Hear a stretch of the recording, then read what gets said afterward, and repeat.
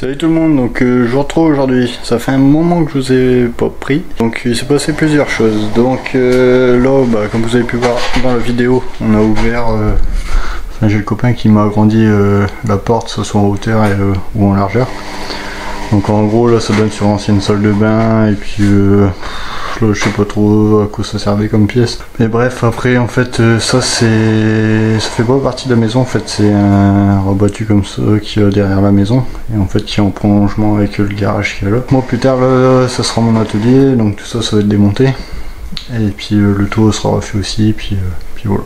Donc pourquoi on a fait ça? Parce qu'on avait que 1,75 m au niveau de la porte et après en largeur en largeur c'est plus parce qu'en fait on a trouvé une porte qui nous plaisait et en gros elle faisait 1 mètre de large, donc on a dû agrandir.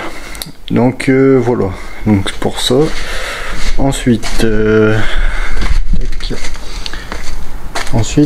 ils sont venus installer la nouvelle porte.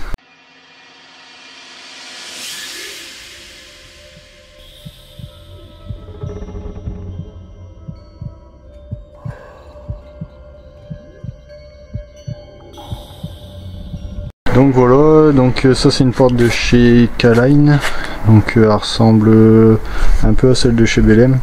Après les moulures ils sont moins grosses. Ici, en fait chez Bellem la moulure elle ressort plus.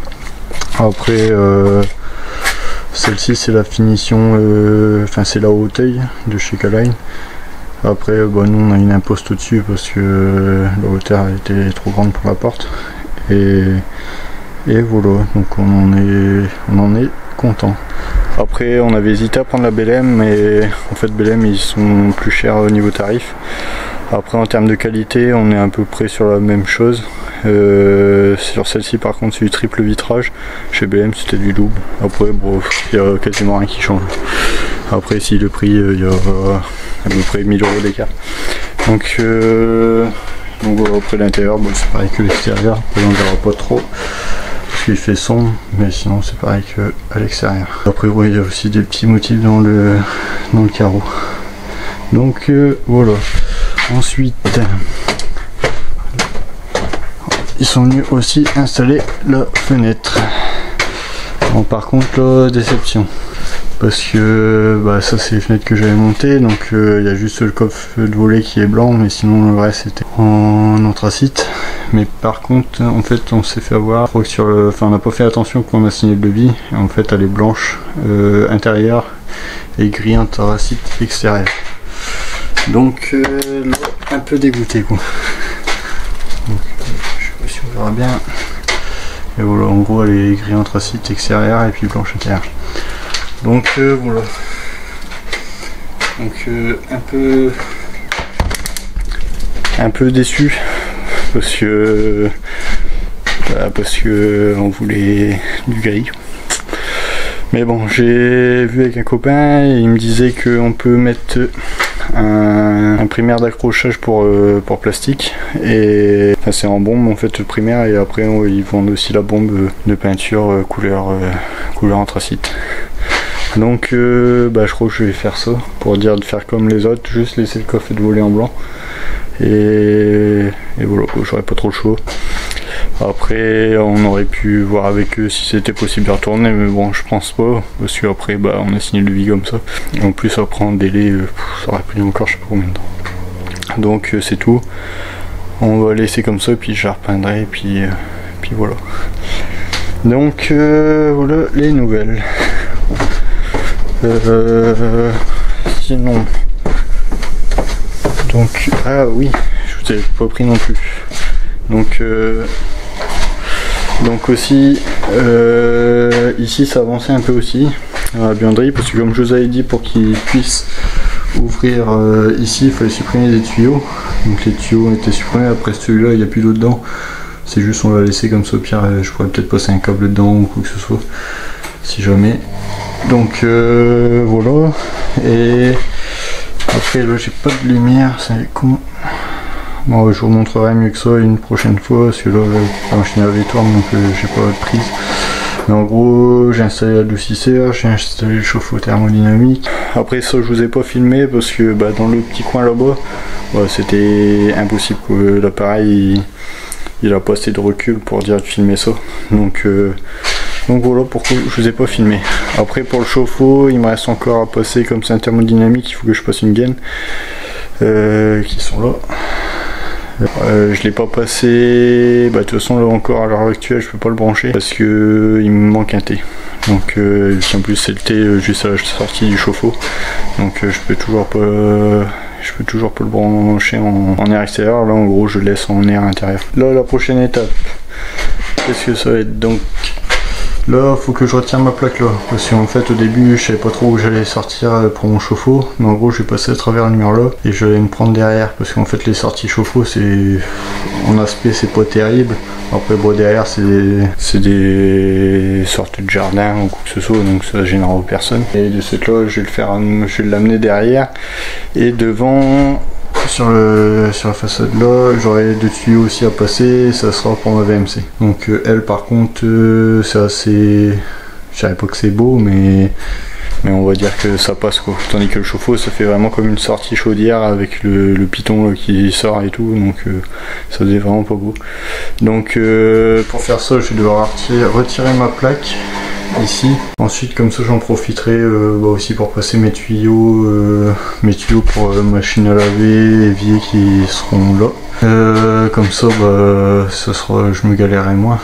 Donc là je vais démonter la plaque, je vais passer mes tuyaux et après je vais voir pour commencer à faire le trou. Parce qu'après c'est un sacré trou. Le mur il fait, que je dise pas de bêtises, donc le mur il fait